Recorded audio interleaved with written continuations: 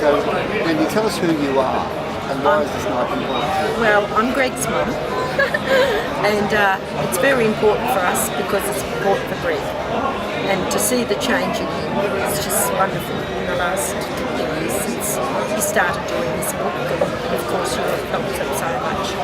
And it's just a bit overall to me at the moment, but it's just wonderful that he can now come out and explain to everybody how he's been all his life and the things that he's done and things that he's had done to him.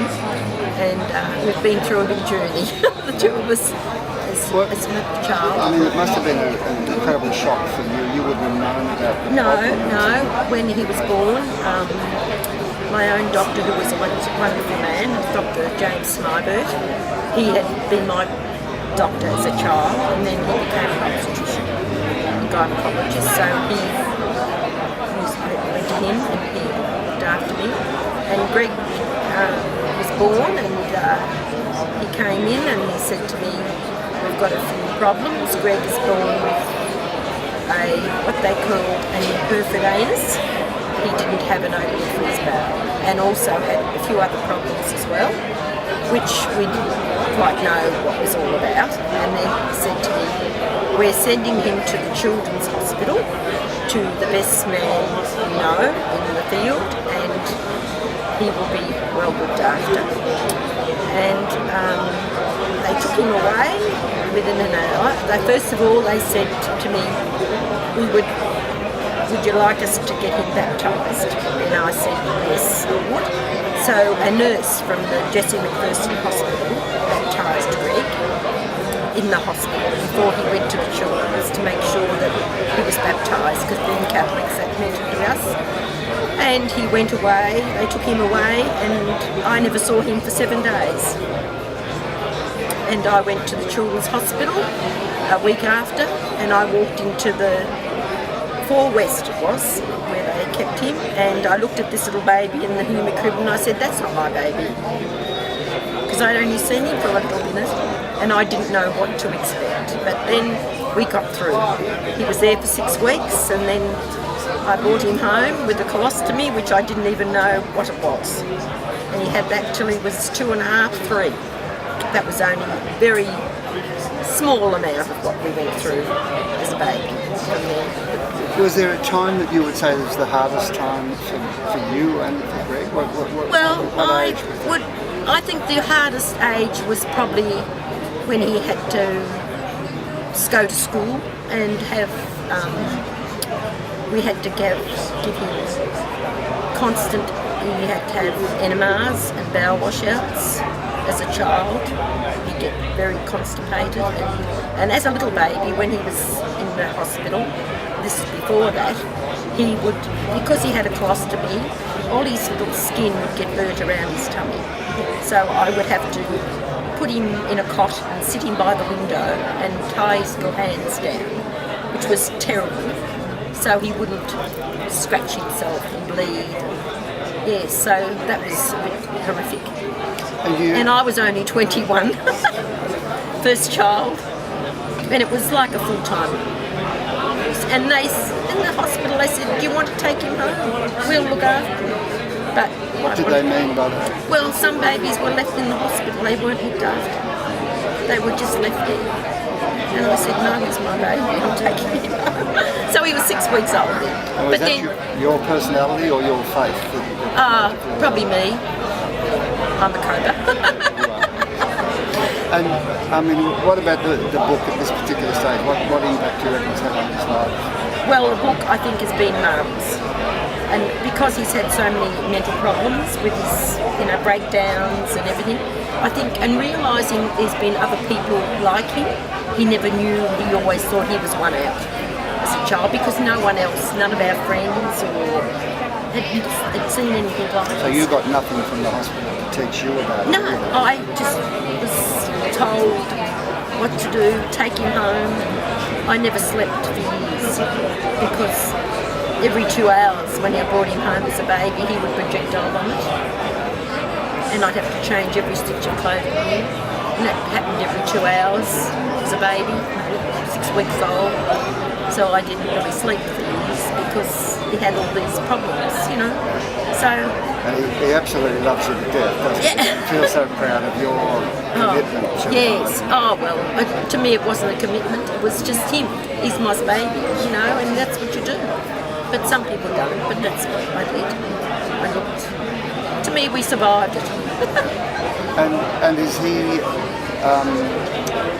during that mental health stuff, do you see that as being associated with the physical problem? Well, probably, but we didn't realise it.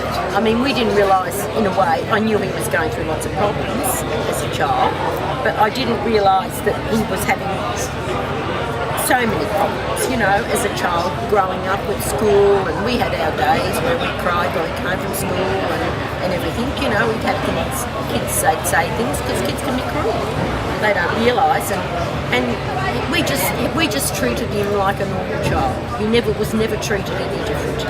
We treated him just like all my other friends' children. He was never different to us. When I read the book, it sounds to me as though while he was still living at home, life was possible and his mental health was okay. Yes. It was after he left and had to face the world with his secret.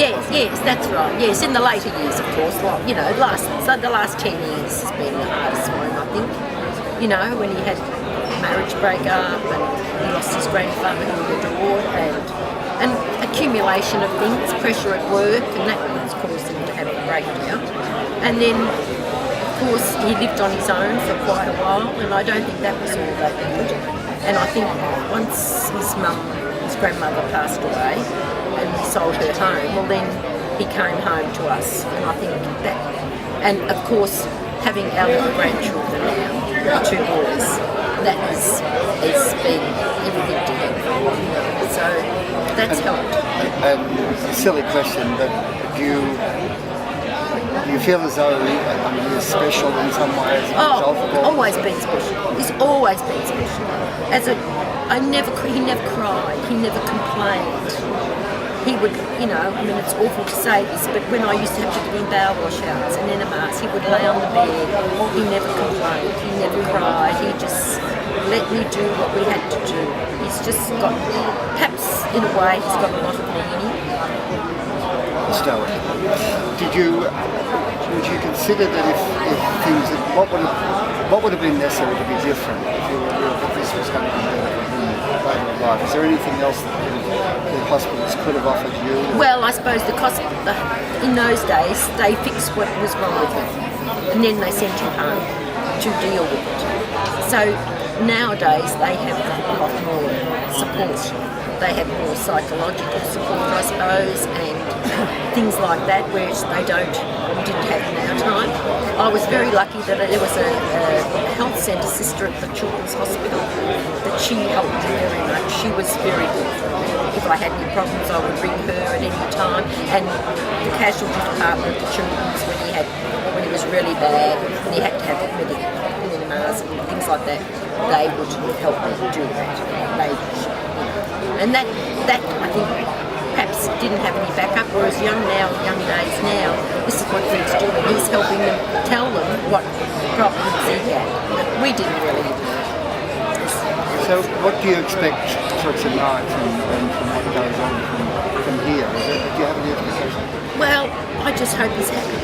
And I just hope he's getting what he can out of it all. You know, I just think this has been so good for him because he's involved now with people with the same problems.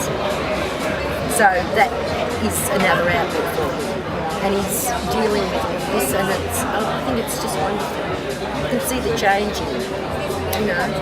It feels also, and perhaps it's the last question, but as though in some ways he's also changing the world for many people. Yes, it's just wonderful that he's been able to do and to get up and speak like he does. I don't know where he gets that from.